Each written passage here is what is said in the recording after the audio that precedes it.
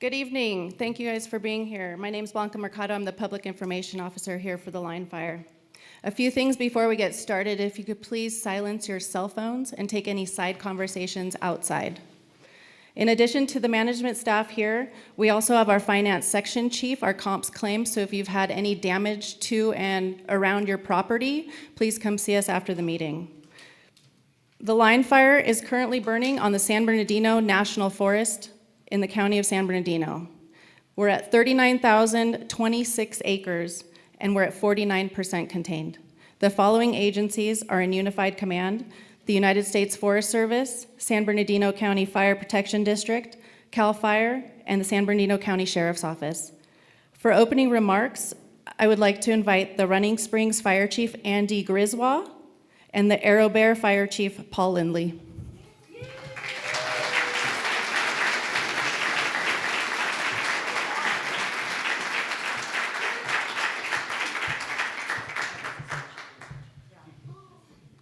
Good evening, everyone. It's a pleasure to see you, especially all of our mountain residents and our Running Springs residents. We missed having you here. I'm glad you weren't here, though. It was very tight, and things got very, very rough. And we appreciate your patience for not, trying to jump the gun and come back. We all know you wanted to get home. Very quickly, I'd like to take a minute to thank some people. I'd like to thank first CAL FIRE's Incident Management Team 3 for putting this on tonight.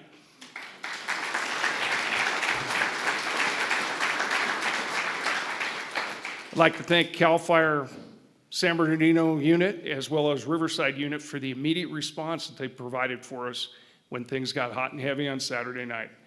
I'd like to also thank all of our mutual aid cooperators statewide, as well as our local fire departments.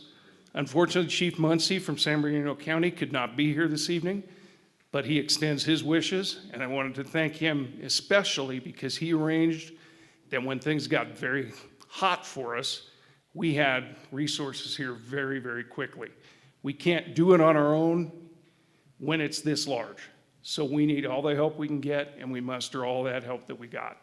And we thank all of our local cooperators from the Forest Service, Arrow Bear Fire, all of our local agencies that have responded to help.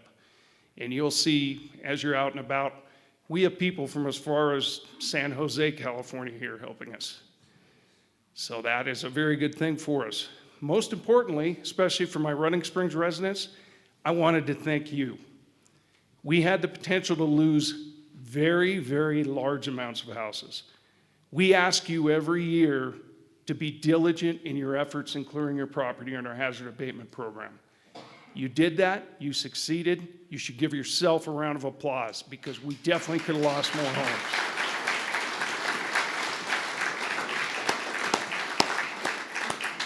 With that, this is only a part of the fight. The IMT will explain it. We have a lot more to do. It looks good, it looks promising out here. We have nice weather that helps us to control the fire right now, but things are definitely not done. So we're gonna walk you through.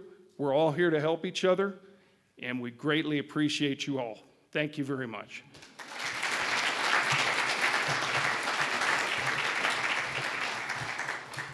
Good evening, everybody.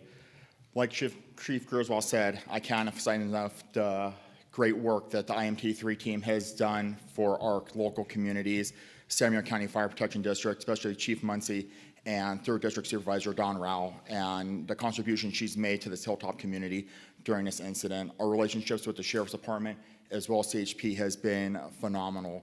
I want to take a moment and think about where we were 18 months ago. We were all buried in snow. A year and a half later, we just dealt with a fire. And so when we talk about the Hilltop community, I want to focus on the keyword community. The most important part of that is the end portion where it says unity. And we are unified as a front as the Hilltop communities, whether you're Green Valley Lake, Arrow Bear, or Running Springs. And we're here to support each other and grow with each other. And with that, we want you to know at Arrow Bear that we're here to support you guys, along with our partners at Running Springs, the Forest Service, and San Bernardino County Fire Department. We're very pleased that we're able to help you guys out throughout this incident, but like Chief Griswold said, this incident is far from over. We have a winter coming, and we'll get into more of that later, but there's a lot of work to be done, and it's only going to take the entire community to get through this and the remainder of this incident. So with that, I thank you guys for your cooperation with this and being able to work with our agencies and all of our surrounding agencies and cooperators in order to make this agency work. Thank you.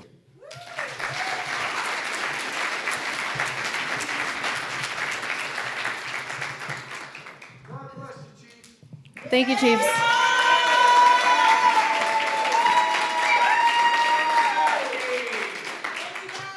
For an operational overview, Operations Section Chief Jeremy Pierce.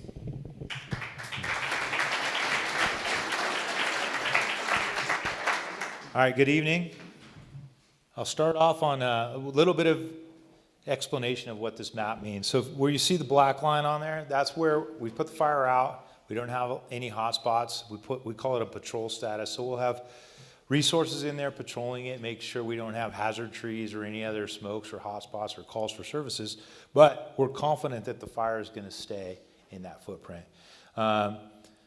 New to add tonight, this section above the City Creek Fire Station, we'll be putting that on black line tomorrow, and we'll be putting that into patrol status, and we're confident that this piece on the far western, northwestern portion of this fire is going to stay right where it's at, which is extremely important for us to take the communities of Arrowhead as this fire moved farther to the west out of any type of danger. So happy to say that today, that the crews have finished up that work in that super steep terrain. So it's good news for today. So, but I'll start right here on the 330 corridor. It's looking good. There's no smokes. We've run our IR ships. We run them every night, with the exception of tonight due to the cloud cover. But we'll run our IR ships and look for any heat sources or any hot spots, and then we'll send our crews out to mitigate those things. So moving up to 330, it all looks good. This is going to be black line on patrol status.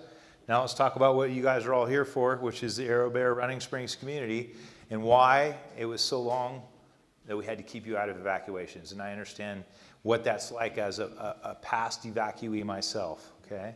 So this spot right here, this is called an island, and it's unburned fuel. It's in a super steep drainage, super heavy fuels. You guys know it, you live here, right? So this had some heat down at the very bottom of it, and it's what we call extreme terrain. It's very difficult to get into for both fuels and the steepness. So crews had been trying to work in there and figure out how to cut that out. But this is a 500-acre piece of land here, and so it took a tremendous amount of resources.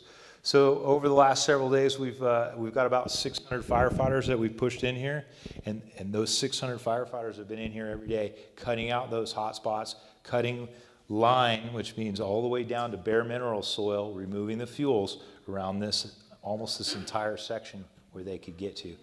And so until we could get those hot spots taken under control, we were worried about that island threatening this community again with any type of wind, any type of change in conditions, or any type of drop of humidity.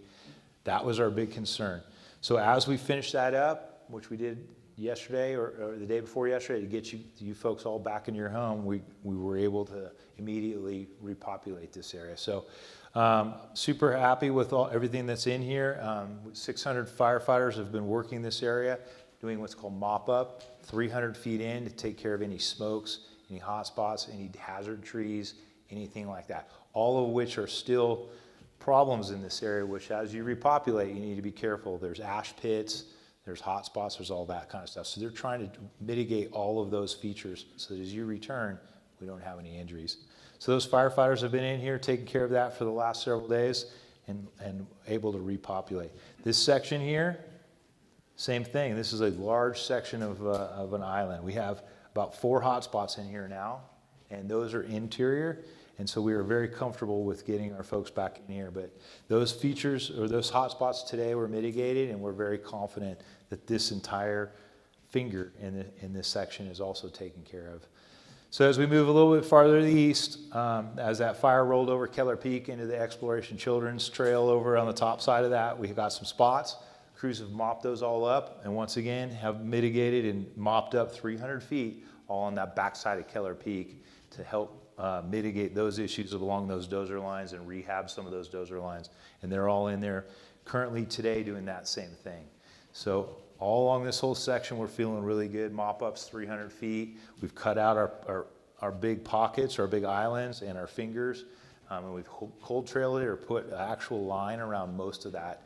So tremendous amount of work, and that's why it took so long. But I'm happy to say you guys are all back in your communities, and we're feeling very good about it all. So good news. All right, as we move over to our problem spot, which is the Bear Creek drainage. This is extreme terrain. It's cliffs, it's rocked out, it's not accessible by any of our firefighters on safe conditions. Remember, they're carrying 60, 70 pounds of gear and chainsaws and all kinds of stuff to get into those areas. And when we get into that area, it's just not manageable and safe for our firefighters. So we're trying to mitigate how we're gonna take care of this. And one of the ways is we've punched dozer line up in this area with masticators and some dozer work to help keep this fire in that Bear Creek drainage so it won't continue to threaten any of our communities to the west. So that line was completed yesterday. It's being improved, and we're going to monitor this. Every day we're flying our drones and our sensor aircraft in here to look for our hotspots and look for any type of movement. The good news on this entire western side of the Bear Creek drainage, it's kind of held still. It's down in a hot pocket here. We had a flare up yesterday when our winds picked up. And you guys probably saw it, big plume of smoke, a lot of smoke up in the air. Both sides of that drainage produce the same thing. And it was expected. We knew it was going to happen, and it was very much predicted by our fire behavior analysis. So on the then moving over to the the eastern side of that drainage, where it went up into the Siberian Creek drainage, and even more importantly up into the Deer Creek drainage, made some pretty good runs yesterday. And that's where you saw that big cloud on the far side of the Bear Creek drainage. Crews were in there all day, and for the last 3 days, it's been a tremendous firefight. Without the use of our aircraft, I have to say we wouldn't have held that. So the 9 water dropping aircraft that we had on that, as well as our VLATs and our S2s, helped hold this fire, and it was a firefight. We had a couple slop overs, one about 30 acres, another one about 2 acres, and then we had 3 or 4 spot fires that were down deep in the drainage. One was an acre, and several others were just 10 by 20 and 20 by 20. My point is that this firefight was very tenuous yesterday, and with the help of our air resources and the firefighters on the ground, they were able to catch all of those fires, pick up the slop overs, tie everything back in. And today, happy to say, all of that is within that footprint that we expected, and on this slope down the Clark's Grade and south of the Lookout Spur Road and off of the mesa. And as that fire hit that mesa and helped threaten the towns of Big Bear, the community of Big Bear, that tremendous fuel break that's up there that the Forest Service has put in over the years was the difference. That's what made the difference in saving and holding this fire from impacting the community of the Big Bear Lake. They're still up there. We've put in dozer lines. You can see them, all these X's. Those are all dozer lines and some hand lines. And all those are strategically placed right now to catch that fire as it comes up on top of the mesa and Mesa Bluff area. And the crews are actually, it's been fairly easy work due to that fuels mitigation. As we move down onto this section right here, we have hand line from this point here and dozer line all the way into this pocket. And this pocket is our second headache, and it's the same type of terrain, super steep terrain. Good news is this fire is just backing down. It's moving really slow, which is great for fire behavior, not so good for us because it's taking its time getting down into that drainage. So we have to wait for it to get down to a point where we can now mitigate it when it gets into a terrain that's safe for our firefighters. And once that happens, there's a plan, and we have dozer and hand line that started in there, and we'll continue that and wrap it around the corner. And then we're going to tie it into this one section down here where we've got black line all the way down and around.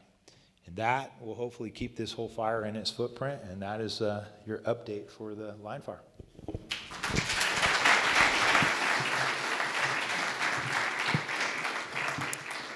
Next up, we have Air Resource Advisor Gail Hagler.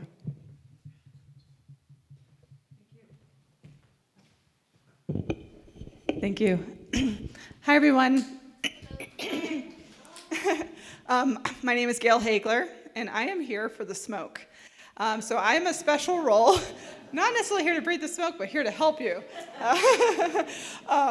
So what I do every day in my role is I am putting out a daily smoke forecast. And so I am embedded in the incident management team. I sit with the incident meteorologist and the fire behavior analyst taken their information, taken the information from operations, and have smoke models, and I'm analyzing all the measurements in this area, and I am tracking as closely as I can the smoke and where it's going, and putting out a same day, next day, and an extended outlook. And this is available online if you search fire and smoke map, or you could, the address is fire.airnow.gov. You'll see a box over this area, and you just click on that and you'll see the smoke outlook. Because I'm thinking about air quality and all the things that can affect air quality, I'm getting information from South Coast Air Quality Management District about the general air pollution background if there was no wildfire. I'm also taking into account bridge fire, so I can see the complete combined effect and give you the total expected particles in the air. Tonight, there is a wind shift where there's winds coming from the north. And so that is expected to be pushing smoke southward, so hopefully you'll have relief in this area. And then there is likely to be some shift towards southerly winds, so there may be some transported smoke. I'm going to be looking at, it takes fire to produce smoke, so I'm going to be looking at what happens with a fire and be estimating how much smoke might be produced and what the levels may be in this area. If there's any questions about smoke and health, I'm happy to take questions after, and feel free to reach out to me at any time. And my email address is on the Smoke Outlook. Thank you very much.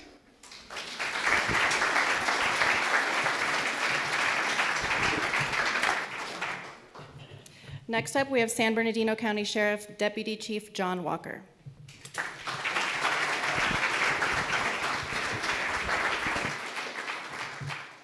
Good evening. I first wanted to recognize the excellent job that the firefighters have done.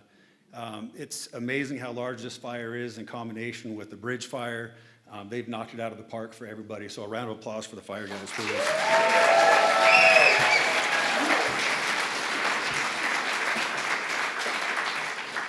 At its height, we've had approximately 3,000 firefighters, 150 law enforcement, and 120 National Guard members working to keep our community safe. I'd also like to recognize you, the community members. You guys understood the severity of the situation and voluntarily and willingly complied with the evac orders. I will tell you from a law enforcement perspective, we greatly appreciate that, and I'm sure fire does as well. Far too often, people will hesitate and not leave until it's the last minute, and then you're just putting additional lives in danger. So we truly appreciate your understanding of that. As for the Sheriff's Department, I wanted to go over a couple of our main responsibilities during this situation of this fire. One is to evacuate areas deemed necessary by the fire personnel, ensure firefighters have access to the areas that they need to get to, provide security to your evacuated areas, and also keep our residents informed as much as possible. We did this by utilizing a large contingency of our personnel with the Sheriff's Department to go door to door to make those notifications. And also provide proactive patrol in the communities that were affected. The National Guard also played a huge role in protecting or patrolling the areas as well. CHP, hands off to them. They helped out with the road closures and making sure unwanted people weren't getting up in here, residents that don't belong here, or people who don't belong in the area. And then our Public Affairs Division, I think, did a great job keeping you guys updated as well.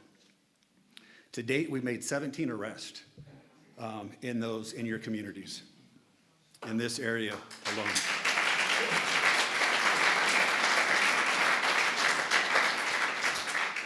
Those arrests were for various crimes, including theft of property, burglary, possession of narcotics, and outstanding warrants. This was all done by those proactive patrols. So thanks to National Guard and our members as well. As I'm sure most of you are aware, on Tuesday, September 10th, the Sheriff's Department, detectives from our Highland Station, in collaboration with CAL FIRE investigators, made an arrest of Justin Halstenberg, 34 years old, who is believed to have started the line fire. On Thursday, September 12th, the DA's office filed 9 charges against Halstenberg, which could result in 10 years to life in prison.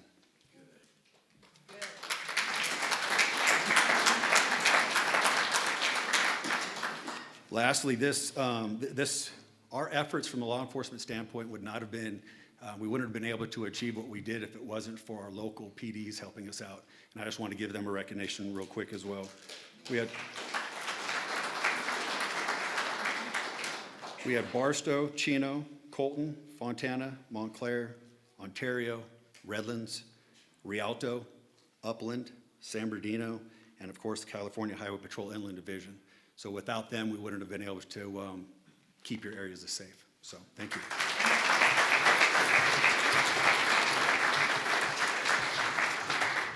Next to speak, we have California Highway Patrol Lieutenant Nicholas King.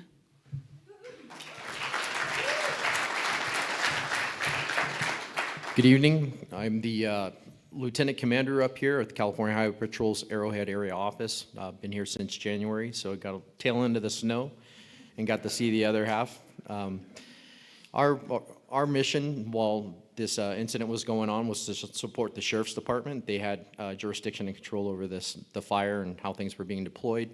And of course, our responsibility was to make sure, one, that everybody up on the mountain could still travel safely, and more importantly was that we kept people out of areas where our firefighters were working. We've already done a couple of these community meetings, and people that were not evacuated, which thank you for evacuating, but not evacuating was not a pass to roam around in the area just because you stayed. We had a lot of firefighters out on the road, on foot. You could see their fire rig at one location, but the guys might be out on foot a quarter mile, a half mile away. And if you guys have seen these guys, they're out there breaking their backs. They're dirty, they're dark. We know how dark our mountain gets at night. We know how bad it gets in the fog, which our first real fog came in this morning, right? And just imagine that thick smoke creating an extra layer of hazard for those guys. So that's why it was important for us to maintain these closures and keep everybody out. Additionally, all the roadways, all the closures except for one are back open, and I'll share from talking with Caltrans because all of you guys are going to want to know. The 330 is going to be closed for quite a while. It suffered some significant damage. The things I can talk about are what I've seen with my own eyes. So almost every single guardrail from the edge of the fire all the way up to both edges of the fire coming up, every guardrail is sitting on the ground. Every post looks like a matchstick. And obviously you guys have been up here long enough, you've seen what fire does to our hills, and also they look exactly like you expect. Almost all the street signs are burned down and laying on the ground. A lot of the paint and roadway markings are off. So we know how hard it is to drive on our road in foggy conditions, dark conditions. Well, now there's some spots there's no markings and there's no signage, right? When I came up this morning at 4:30 in the morning, there was heavy fog down at lower passing lane. I think I could see about 10 feet in front of my car, so I came up crawling. What Caltrans did say is that they have their inspectors on scene. They are inspecting it. They're getting they gave me a 2-week estimate to fully assess the damage and what it's going to take to repair it. So please be patient with them while they go through. We need our roadway to be safe before we can open it back up. It's inconvenient, being the closest route for us to get up and down. However, in order for it to be safe for everybody, we just got to abide by that. I'd also like to thank all of our partners who watching these guys perform, watching the Sheriff's Department perform has been absolutely amazing.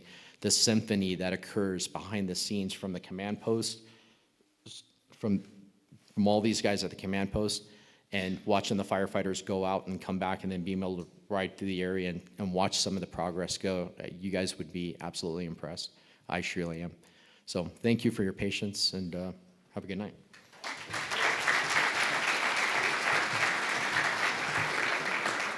Next to speak, we have San Bernardino County Office of Emergency Services Director Crisanta Gonzalez.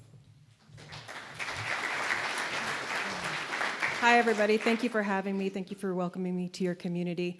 How many of you know what the Office of Emergency Services does? One. How many of you know what an emergency operations center is? Couple. How many of you watched the movie Volcano? Okay, the guy who was in Volcano, that's me. In real life. So what we do is we activate our emergency operations center to a level 3 is the lowest, then a level 2, and then a level 1 is the highest. At a level 1, we bring all county agencies in to support these heroes, right? So they don't have to worry about how a shelter's gonna get up, where animal services is to support the shelter, activate our animal services, for you guys to be able to shelter with your loved ones. We activate hundreds and hundreds of county agencies, and they come to my emergency operations center to make sure we're not missing anything. So while they're fighting the fire and controlling the roads, we're picking up all the extra pieces. What else do our residents need? How else can we support them? So that's what the emergency operations center does in a nutshell, and I'm proud to be part of that team. And we had over 500 county employees step up to do all kinds of things in support of this incident, in support of you and all the other residents that were affected. So you were in our prayers, you were in our thoughts, and we wanted to make sure we took care of you, and we hope that we did. You're welcome. I'll let them know. Some of the things that are coming up here, we have a community points of distribution will be here tomorrow. So at that, we call them C-Pods. We're going to have food and water. It's going to begin at 11 a.m. It's going to be here. And then they're going to stay here until that food and water runs out. And if we get information that we need more, we'll do it again later. So that will be tomorrow, 11 a.m. here. Second, we're going to have a table set up on Wednesday. Thank you for offering Fire Station 51, right? 51, we're going to be there at 1 p.m. to 6 p.m. We're going to be offering N95 masks, gloves. American Red Cross is going to be bringing cleanup buckets, and some of our public health people and waste people will be there to give information on anything you guys might need in those two areas. We're also in the stages of planning for a local assistance center. So what is a local assistance center? That's where we're going to come with resources from all the counties. So whatever you see at that table, don't think that's it. When we open up the local assistance center, there's going to be every county agency and state and federal. So if you lost your driver's license or your passport or anything you might need, we're going to bring those resources there to help you identify how we can get help for you. So that's what the local assistance center. We're just trying to finalize the location. We should have the location finalized and have a date for you. We're shooting for Thursday or Friday. Between Thursday and Saturday of this week is what we're shooting for. So I'm going to give you some information on our social media and our website so you can follow along, and that information will be blasted there for you guys to get the information. The other thing is that, so for the waste management, the county has provided a dumpster in front of the Running Springs Library. So hopefully everybody's aware of that. And that we've also had a conversation with Heaps Peak, and we've been talking to them, and they are fully operational as well. So I believe that is the update. So if you all could just follow us on SB County, that's all of our social medias are under SB County. And if you haven't signed up for our TENS notification, which is the system the county uses to alert you, you will get the WIAs, but if you want other alerts where you're subscribed to that is not a WIA, you need to go to sign up and create a profile for our TENS notification, and you can go to our website to do that. So the website is prepare.sbcounty.gov. prepare.sbcounty.gov. If you have any questions, I'll be available here afterwards. Thank you very much.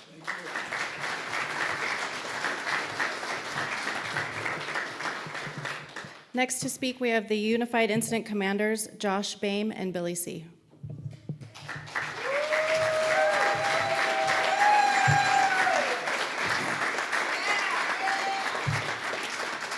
So, evening, hi.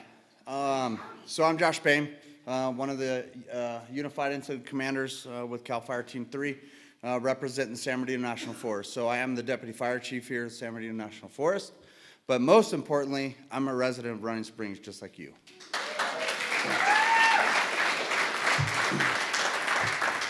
So I've been on the mountain for 40 years, so I get it. Who's been up here 10 years or more? How about 20? So we all get it. We understand some of the risks that we take to live here, right? I call it God's country. There's no better place to live. There isn't a place where you can be skiing in 10 minutes, at the beach in an hour and a half, and in the desert in another hour and a half. You can do all three in one day if you wanted to. You don't find that anywhere else. So this is God's country for me. So for me, this is our community. So 12 days ago, this fire started. 12 days ago, I was in Oregon, Central Oregon, with my incident management team, managing 11 fires up there. But when this started, it was like, I got to go home. So I packed up my stuff and I drove home because I needed to evacuate my family too, just like you guys. So I get it. But let's talk a little bit about how we got to where we are today and the fact that we only lost one structure on this fire.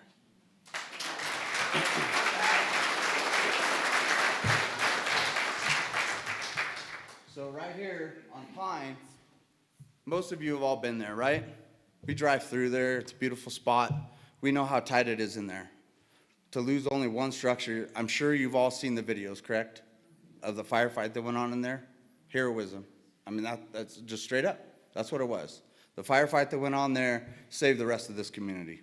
But let's talk about some of the fuels work that us as the Forest Service has done, knowing we were going to be in this spot again. It's where we live.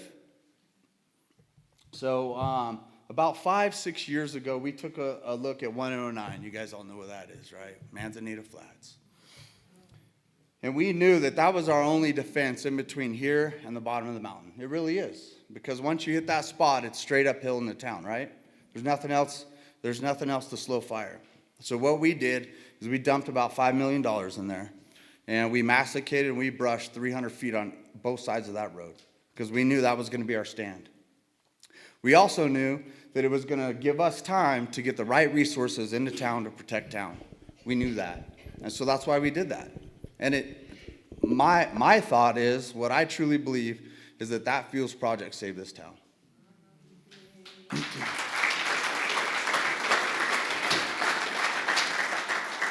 The other fuels project we've been working on for like 20-something years is over here in Angeles Oaks. And if you were to drive to Angeles Oaks right now, you will see the fire's edge is right up against our fuels project. There's people in this room that worked on that project 20 years ago.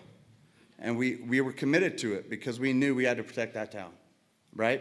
All the fuels work that we've been doing in Twin Peaks, in Cedar Glen, in Lake Arrowhead, it's because of the town. It's because of you all. It's because we care.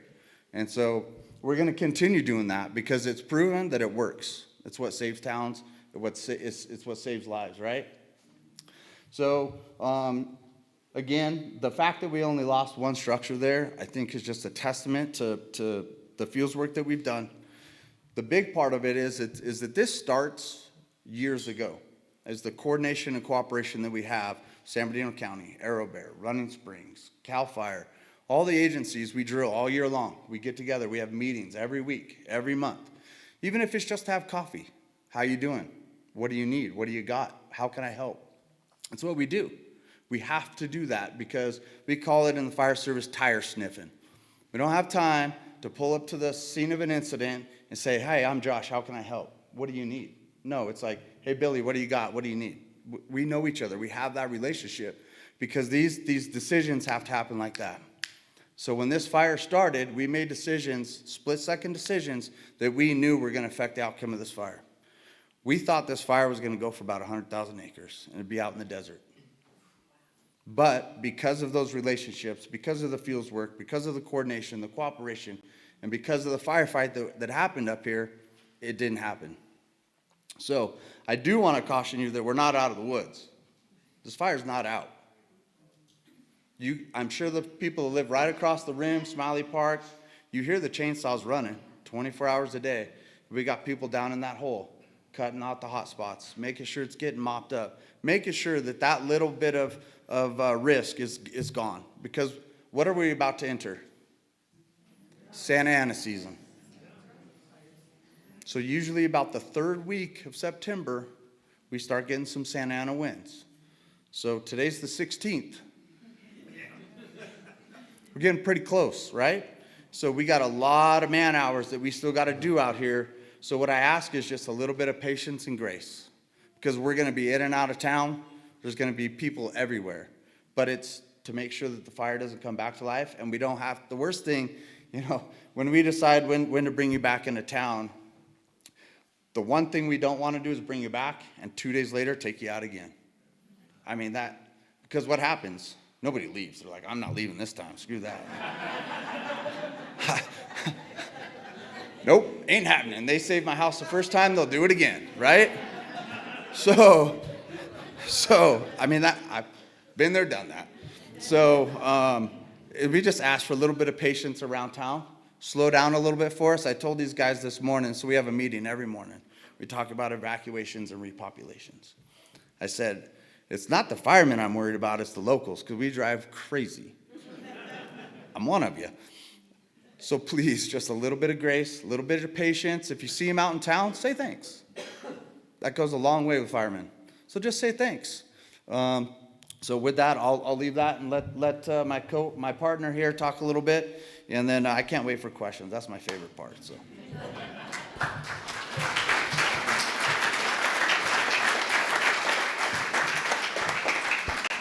All right, good evening.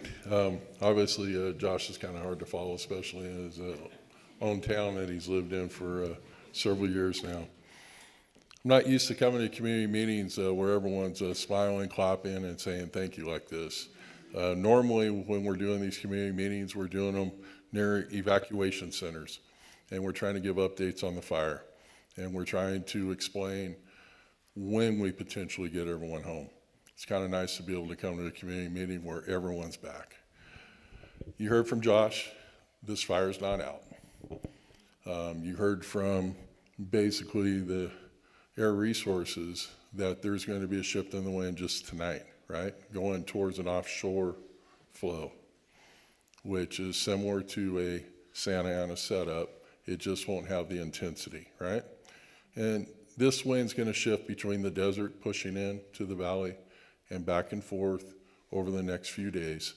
And that's, right now, obviously, we had a little rainfall come through. It obviously cooled down up here a lot more than I'm used to for this time of year, trust me. But we've had that cloud cover in here. It basically parked this fire. It pulled the parking brake and it sat it right where it's at.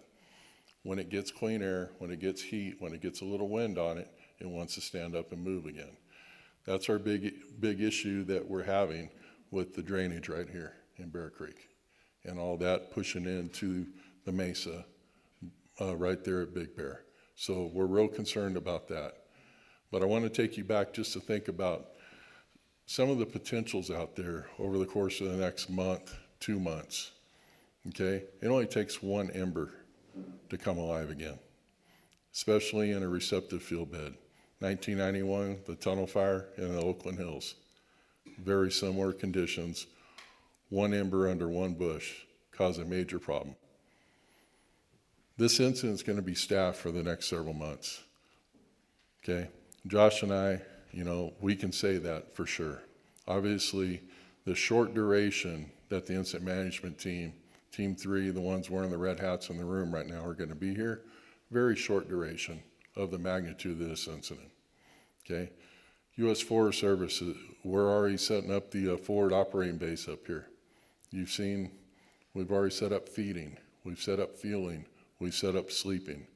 We're going to have resources up here for, until it snows at least, doing fire suppression repair, repairing the land, getting it back to where it is. The neat thing about being here tonight, obviously everyone's back at home.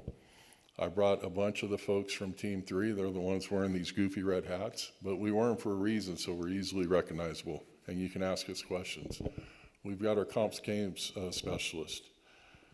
What that's there for, in case the firefighters have done any damage on any private property during the fire suppression efforts, we'll take a look at and we'll try to repair to the best we can, okay? But we need your help in telling us what's been damaged. Now, if it was damaged by the actual fire, there's other avenues through the county EOC, maybe some assistance process. They'll have additional information when they set that up and get that to you and have avenues to help you through this recovery process. But again, I want to thank everyone for coming out tonight. Question and answer time, always fun because I'd rather shoot from the hip than having to follow Josh talking. So if there's any questions that pop up, I'll be glad to answer them. I know I'm going to let my MC come up. She's a better speaker than I am about calling these out, and then we'll go from there. Thank you.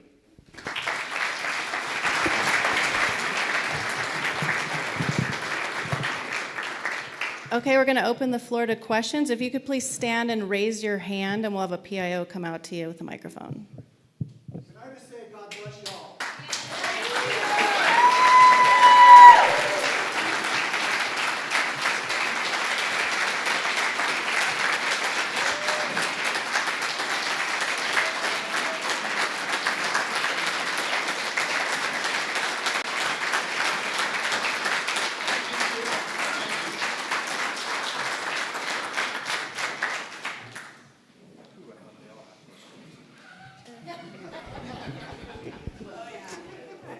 Good evening. My name is Deborah. I live over on Live Oak, so I'm your neighbor down the street.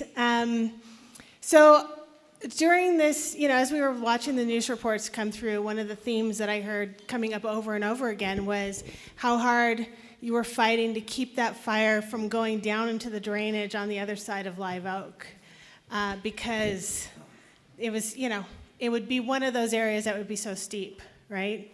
And I did see some of the measures below my house, the patch of, I guess a pathway where a dozer wouldn't fit, and the fresh cut branches, which I'd be really curious in another conversation to understand why that was, what the branches were all about, and why that works. But my question is what kind of, you mentioned some of the fire breaks and other measures that were in place. Are there any protective measures in that drainage area? And if not, what can be done? Yeah, so it's going to be real hard for you to see where you are, but there's two lines right here. Those represent dozer line. One of them was put in during the slide fire, the other one was put in during the old fire. And so back then, what we decided to do was to leave them where they were, because we knew we were going to use them again. And so what those do is as if the fire was to progress west, that gives us stopping points to protect Lake Arrowhead, right? Same thing east is, who was here for El Dorado? Everybody remembers El Dorado fire, right? All this right here that's in here was from the El Dorado fire. We left it there because we knew we were going to need it again. And so we just went in, we cleaned it up real quick, and now we've got a fire break. We've got a good spot where we can either fire off of if we need to, we can put hose on it, and we can stop the fire there, right? And so there's a bunch of those all over the place. Specifically the tree branches you're talking about. So what we call those is ladder fields. So when you have branches real low on the ground, just a creeping fire, it gets into that, it gets into the trees, and it's gone. So we bring those ladder fields up off the ground, and then we have a nice mellow understory burn is what we call it. Just burning in the leaves and the pine needles, and when those branches are gone, it doesn't allow the fire to get in the trees and then take off on us.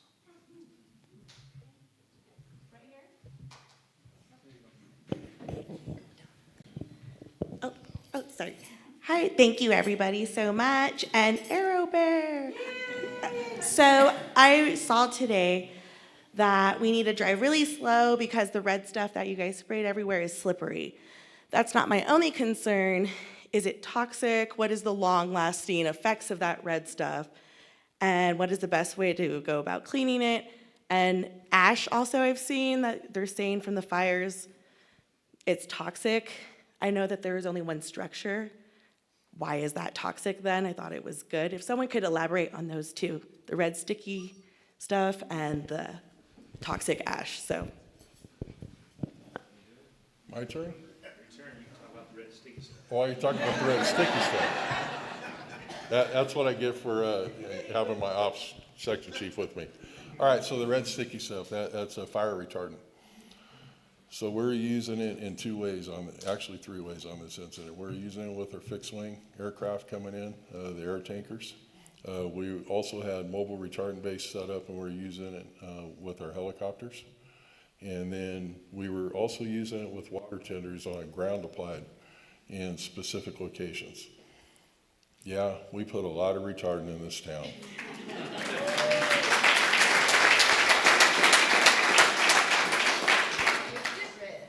I'll be honest, I don't think the air tankers missed very many structures here. There was at one point, and it was, it's kind of an inside joke in the fire service, but I thought we contracted with Mary Kay and they brought in a bunch of blush and turned this town a different color. Okay, so to wash it off, water. It's more like a fertilizer at the end of the day. It slows down the progression of the fire. It doesn't extinguish the fire. It stays longer than water would, okay? Yeah, it's slick, it's slimy, it's a mess. We understand that. Do the best you can to wash it off. I'm not gonna say it's not gonna stain things, because it will. You can look at some of our fire vehicles, it's stained them before. So it is what it is. We're very concerned about all these mountaintop communities. And we had one marching order in mind, protect as much as we could, as quickly as we could. So, yeah, the tankers came in hot and they came in heavy, and the firefighters were here working extremely hard to protect all of your property. That was the number one priority once we did it safely for the firefighters and did it safe for the public, was to protect everything you own.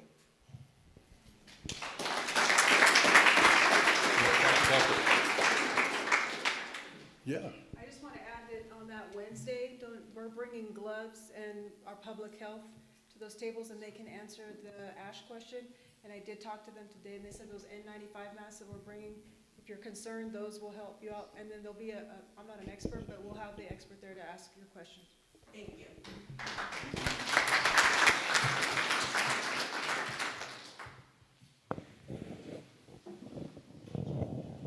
Jennifer Conger, I've been here for 45 years. Josh, so my question is, we have a lot of elderly residents up here, and they have not been able to like haul things off. They have, maybe lighter fluid and stuff like that. How can we help our neighbors through this and kind of clean up? And will there be like a drop-off station maybe provided for like paint and things like that? And how much of a cleanup would you like to see right now in our yards? Because fall's coming and we have a lot of trees that the leaves are gonna fall, and how much of that should actually stay on the ground?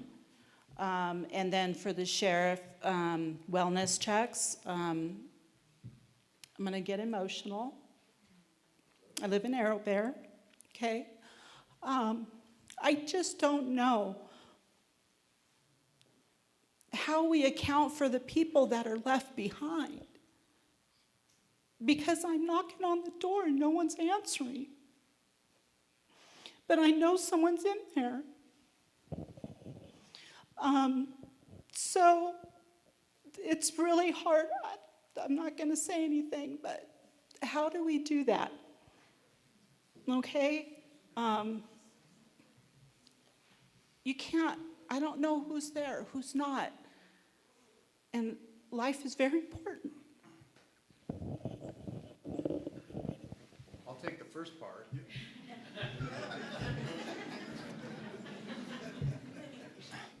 So, as far as what we can do around our homes, we call it home hardening. You got to harden your home, right? And so my wife thinks I'm crazy because she swears I clean my gutters like every week. I don't feel like it's a week every week, but it might be. But it's the simple things, clearing the pine needles and leaves off your roof, cleaning your gutters, right? Because embers come through the air, and that's where it starts. One of my employees, she lives in Wrightwood. She almost lost her home the other night when the fire came into town. Guess what it was? It was a dog bed on her deck. The ember landed in it, almost burned her house down. So it's those types of things. If we're getting evacuated, put your patio furniture in the garage. Put it inside, but get it out of the way, because those cushions, they're made out of nylon. They're highly combustible. So put them away. Get rid of the wood piles underneath your deck, for one. Shouldn't have wood piles next to our houses, folks. It's bad enough our houses are made out of wood, right? So it's those little things. Raking, I do it constantly. I don't leave anything on the ground. It's just dirt and grass. That's it. Because to me, it's just that home hardening piece of it, right? When we get evacuated, close your windows.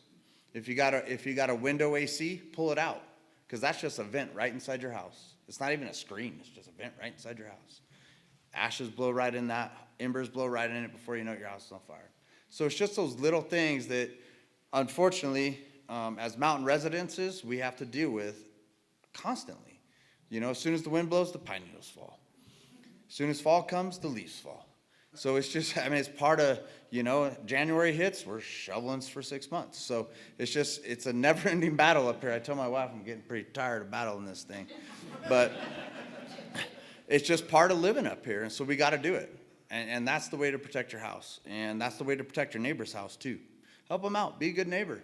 If we got those folks that are elderly and can't do it, let's help them out, let's be a community, right? If we could all start treating each other with a little bit of respect and grace, I think we're gonna be a whole lot better off in the future. So help our neighbors out.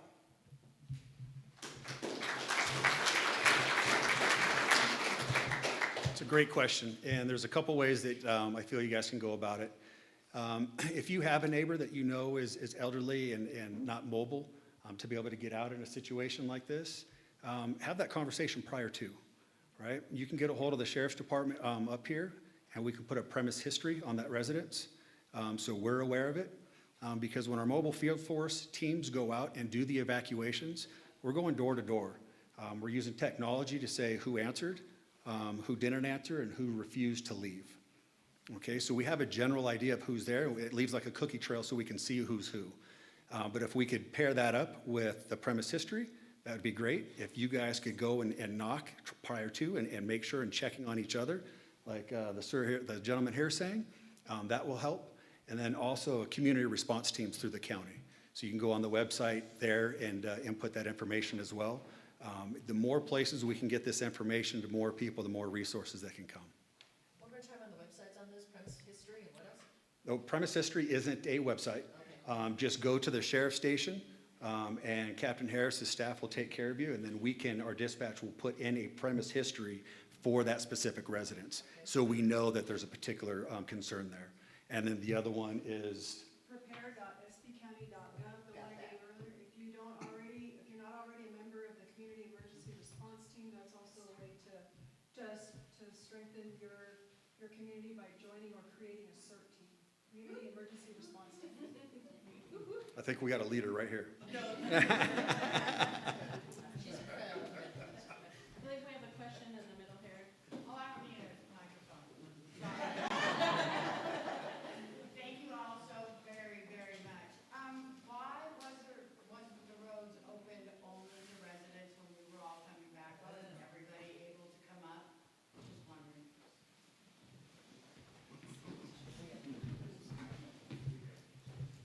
So again, the roads were closed once people were out were to protect the firefighters. If you guys, currently even right now coming up to this meeting, there's firefighters out on 330, right? I think they got their drone out there right now, but there's a lot of them. So when people stay in their neighborhoods, when they don't leave, when they don't evac, first let me kind of make this clear.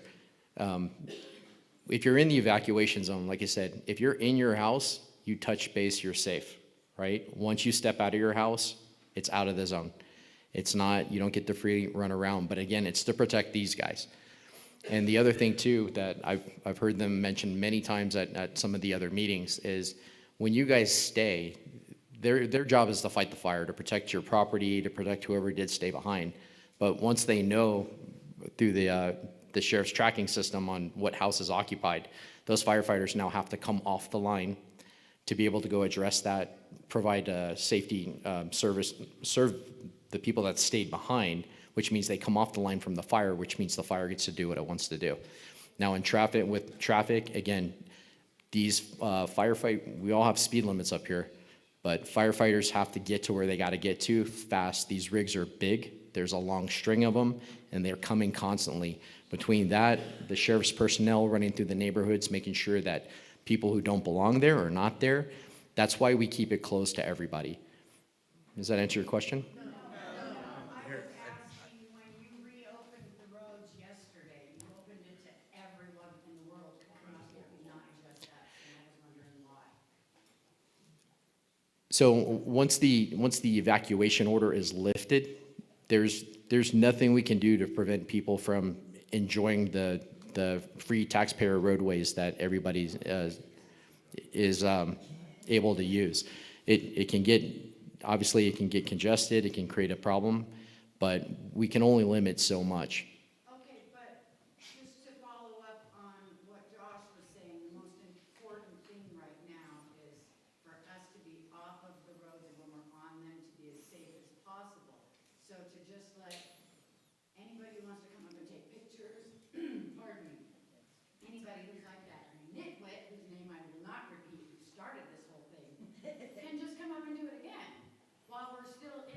ginormous, huge hotspots.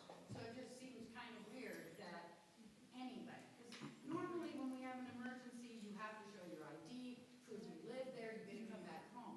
This time, with the fire still going, anybody gets to come. Right, we can only do it under certain authorities. And the example that I'll use is for the Forest Falls area and the Mountain Home Village. That evacuation got changed. So once it got changed to residents only, because it was still an evacuation order, they were able to, there's different levels that the incident command tells us who can go in, or once they've monitored the amount of risk. So we can do it there, but once the order comes off, we don't have the authority to prevent people from coming in. But that's why, That org, I thought it was a meeting with all of you guys every morning deciding what was best and safest for our mountain.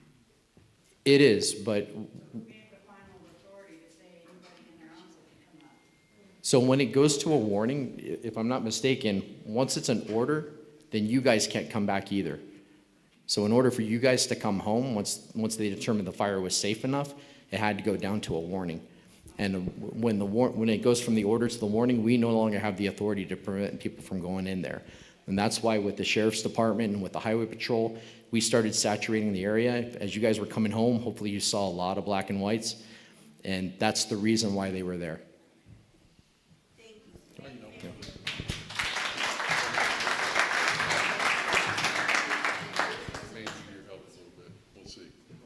All right, let me tag on to that.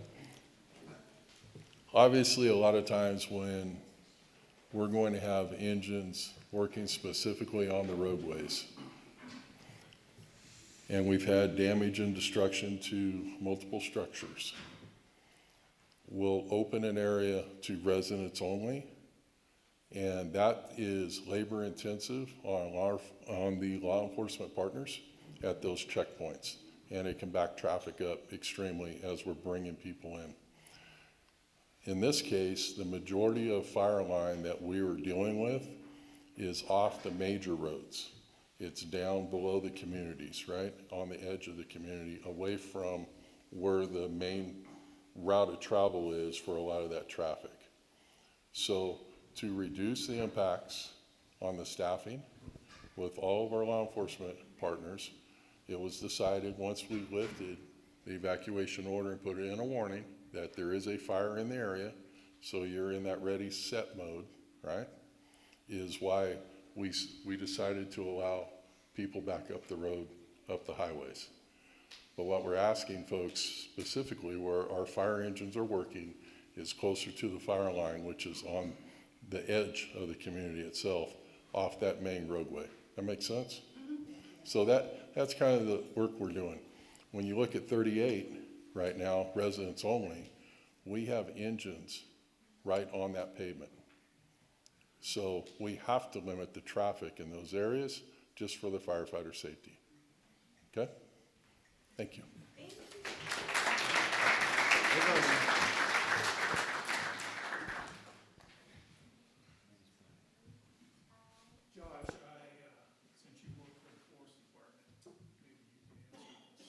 She's got a mic for you.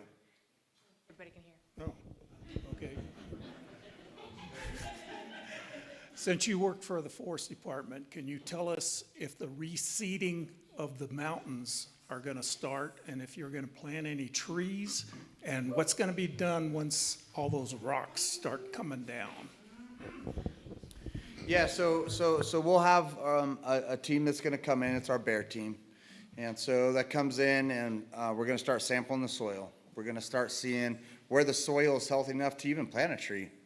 When we have a fire of that intensity come through a lot of areas, I mean, it just nukes everything that's underneath the top layers of the soil. So we got to figure out how stable it is. We got to figure out where grass seed is even going to last. You don't want to plant it too early because if we start dropping seed right now, it's just going to blow away. It's got to get watered, just like our lawns, right? So it's all a timing thing, but we'll bring in our burn emergency area survey team, and they'll produce a huge report for us. It's going to be about culverts. It's going to be about runoff. It's going to be about how many cubic centimeters per second of debris flow we're going to receive with a ½ inch of rain, with an inch of rain, with a foot of snow. They're going to put that report together for us, and then we're going to go to work. I don't know if many people remember the old fire. I'm sure some of you do. But what we did then is we literally dropped hay bales from the helicopters.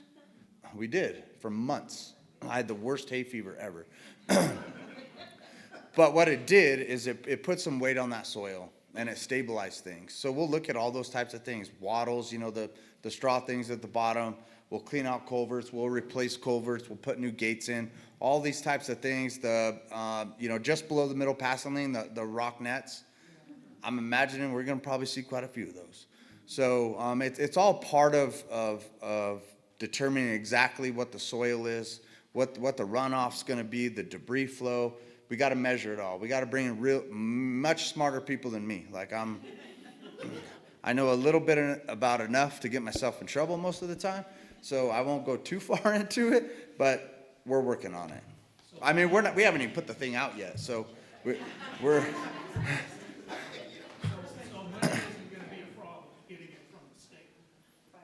I don't know. I don't work for the state. So federal dollars is, when our bear team puts that report together, that's when we have to go. We got to get the money that it takes, and we're going to do the work. We always do. We don't say, well, we're broke this year. We won't do that. Like, we figure it out. So we will. I'm sorry? On the federal side, so for the state side, there's several congressmen that live up here, several of them. So contact your local congressman and let them know how you feel. It's just a conversation, right? Go to the fire department, talk to them. These guys lobby for us all the time. They're one of our best advocates. So,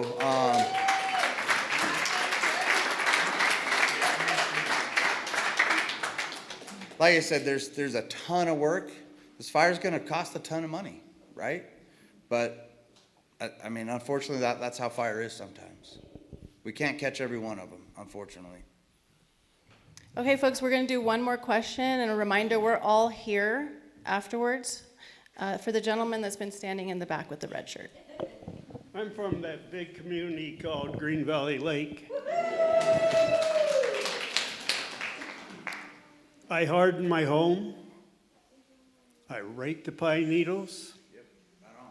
Now I want the Forest Service to come in and harden the forest next to my home. I'm one lot off the forest. Buckbrush comes up to the property line on most homes. So please, come and put a defensible space around Green Valley Lake, around Running Springs, and around Arrowbear. So the homeowners that are on the forest have a chance to defend their home.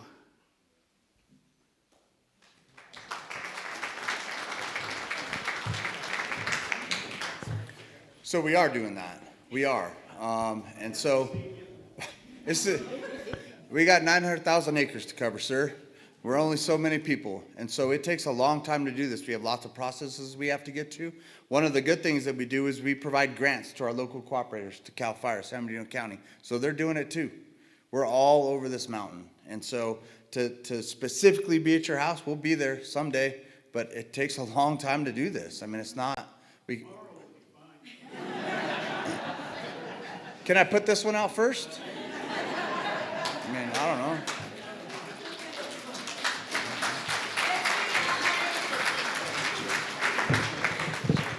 Thank you all for coming. This is going to conclude the meeting. We're all going to be here afterwards if you want to have any one-on-one questions. Thank you. Drive safe.